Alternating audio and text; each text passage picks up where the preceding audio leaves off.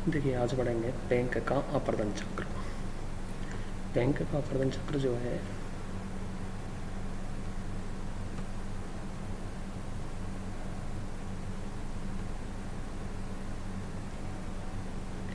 यानी कि बैंक का जो अपर्दन चक्र है, बैंक का अपर्दन चक्र और डेविस का अपर्दन चक्र दोनों में अंतर है। बैंक ने जो है डेविस की तरह ही आर्द्र प्रदेशों में प्रवाहित जल या नदियों के अपर्दन को प्रमुख कारण मानते हुए अपर्दन चक्र का सिद्धांत दिया और इसके अनुसार किसी भी प्रदेश में उत्थान की प्रक्रिया जो है, उत्थान यानी कि ऊपर उठने की जो प्रक्रिया है, ऊपर उठने की प्रक्रिया प्रारंभ होने के साथ ही अपर्दन के जो कारक होते हैं वो सक्रिय हो जाते हैं।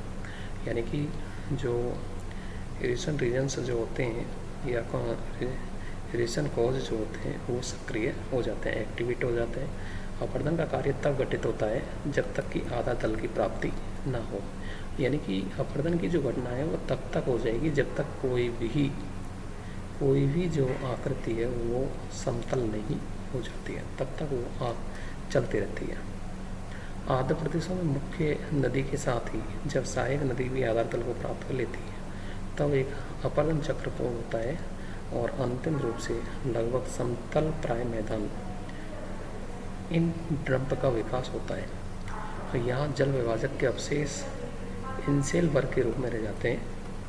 बैंक ने उत्थान और अपर्दन की जो क्रिया है, उत्थान और अपर्दन की जो क्रिया है, इन दोनों को सम्मिलित किया है, जिसमें ये माना है अपेक्षाकृत अधिक लंबे समय तक घटित होने वाली क्रिया, जबकि केवल अपर्दन को समय के अनुसार घटित होने वाली क्रिया के रूप में माना है। मैदानों का निर्माण, इसके साथ ही मैदानों का जब निर्माण होता है तो उसके साथ ही यानी कि अपर्दन चक्र पूर्ण हो जाता है। तो यानी कि इस तरह से यानी कि जो अवस्थाएं बताई हैं, तो यानी कि बैंक ने जो बताया है, बैंक ने स्थल रूप, उत्थान की अवस्था, दर, निम्नीकरण का प्रतिफल, यानी कि ये सूत्र दिया है कि स्थल रूप उत्थान की अवस्था होती है और फिर उसमें अपर्दन की दर, अपर्दन की जो दर है वो किस प्रकार से कार्य करती है। फिर इसके अलावा निम्नीकरण प्रतिफल, यानी कि निम्नीकरण जो होता है वो किस प्रकार से होता है, यानी कि जो संप्राय मैदान का जो निर्माण होता है, संप्राय मैदान का निर्माण किस प्रकार से होता है। इस सूत्र के अनुसार जो है अपर्दन की प्रक्रिया जो है वो विभिन्न अवस्थाओं में घटित होती है और प्रत्येक प्रावस्था में उत्थान और अपर्दन की विशिष्ट दर जो होती है वो ऊंचाई के अनुरूप एवं उच्चावच या विषमता में कमी आती है, अर्थात वह निम्नीकरण होता रहता है। बैंक ने जो है अपर्दन चक्र की 5 अवस्थाओं को बताया है। प्रथम 3 अवस्थाओं में उत्थान एवं अपर्दन दोनों के साथ साथ घटित होते हैं। अंतिम 2 प्रावस्था में केवल अपर्दन की क्रिया घटित होती है। प्रथम जो अवस्था होती है उसमें जो बताया है कि प्रदेश की ऊंचाई एवं उच्चावच दोनों में वृद्धि होती है।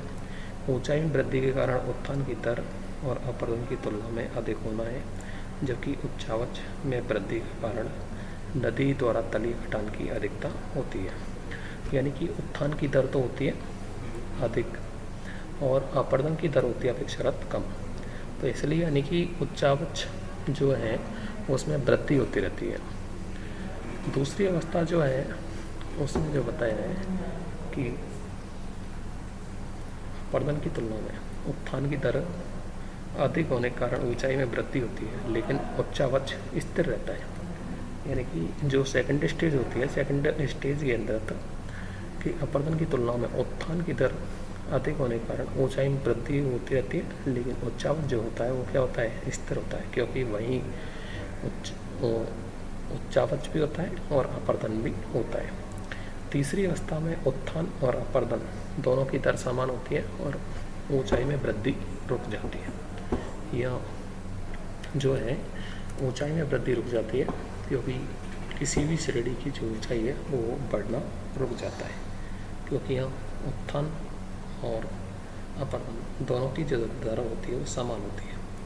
चौथी अवस्था में उत्थान का प्रभाव समाप्त हो जाता है और नदियों द्वारा तलीय कटान के साथ क्षैतिजीय कटान के प्रभाव से ऊंचाई में कमी आने लगती है, लेकिन घाटी के ऊपरी और निचले भाग में अपर्दन की दर समाप्त होने के कारण उच्चावच स्थिर बना रहता है। पांचवी जो अवस्था है, क्षैतिज अपर्दन की अधिकता, निक्षेपण का प्रभाव और तलीय कटान भी लगभग समाप्त हो जाते हैं, जिसके कारण यानी कि ऊंचाई और उच्चावच दोनों में कमी आने लगती है। अतः इंड्रम्प जैसी स्थिति हो जाती है। इंड्रम्प स्थिति यानी कि जो मैदानी क्षेत्र होते हैं, मैदानों का निर्माण हो जाता है और इसके साथ ही यानी कि अपर्दन चक्र पूर्ण हो जाता है। यानी कि पांचवी अवस्था में जो है वो संप्राय मैदान हो जाता है और संप्राय मैदान के साथ ही जो ये है इसका निर्माण हो जाता है। तो इस तरह से पेंक ने जो अपर्दन चक्र बताया है, इस अपर्दन चक्र के अंतर्गत यानी कि 5 अवस्थाएं बताई हैं जो कि भिन्न भिन्न प्रकार से होती हैं, जिसमें प्रथम अवस्था के अंतर्गत यानी कि उत्थान और अपर्दन दोनों चलते हैं, लेकिन उत्थान बहुत अधिक होता है और अपर्दन कम होता है। दूसरी स्थिति में भी उत्थान की प्रक्रिया अधिक होती है और अपर्दन क्रिया कम होती है। तीसरी स्थिति में दोनों समान स्थिति के अंतर चलती हैं और ऊंचाई रुक जाती है। चौथी स्थिति में जो है वो उत्थान जो है वो अपेक्षाकृत बंद हो जाता है और अपर्दन की क्रिया सक्रिय हो जाती है। और पांचवी स्थिति में पेनिप्लेन की संकल्पना हो जाती है, यानी कि पेनिप्लेन जो संप्राय मैदान है उनका निर्माण होता है और इसके साथ ही अपर्दन का चक्र पूर्ण हो जाता है। पेंक ने अपर्दन चक्र की संकल्पना में ढाल के विकास को पर्याप्त महत्व दिया है कि ढाल जितना अधिक होगा उतना ही अपर्दन अधिक होगा। पेंक का ढाल प्रतिस्थापन सिद्धांत है, यानी कि जो ढाल है ढाल के अनुसार ही ये होता है। इसके अनुसार अपर्दन चक्र की जो प्रक्रिया है, ढाल का दूसरे ढाल में प्रतिस्थापन होता रहता है और सर्वप्रथम उत्तल ढाल का निर्माण होता है जिसमें प्रतिस्थापन समढाल और पुनः समढाल का प्रतिस्थापन अवतल ढाल हो जाता है। जब कई ढाल परस्पर मिल जाते हैं तो इंड्रम्प का विकास होता है और जो ढालों के मध्य में जल विभाजक जो होते हैं, कठोर जो चट्टानें होती हैं वो इंसेल वर्ग के रूप में खड़ी रह जाती हैं। तो इस तरह से पेनिप्लेन और इंसेल वर्गों का निर्माण हो जाता है, जिसमें ये जो है पेंक का जो सिद्धांत है इसको ढाल प्रतिस्थापन सिद्धांत भी कहा गया है। तो इस तरह यानी कि पेंक का जो मॉडल है, इस पेंक के मॉडल के अनुसार जो विभिन्न अवस्थाएं होती हैं, इन विभिन्न अवस्थाओं में अपर्दन की प्रक्रिया जारी रहती है और अपर्दन जो है वो 5 अवस्थाओं के अंतर्गत होता है। तो पेंक ने अपने अपर्दन चक्र की जो अवस्थाएं बताई हैं वो 5 अवस्थाएं बताई हैं।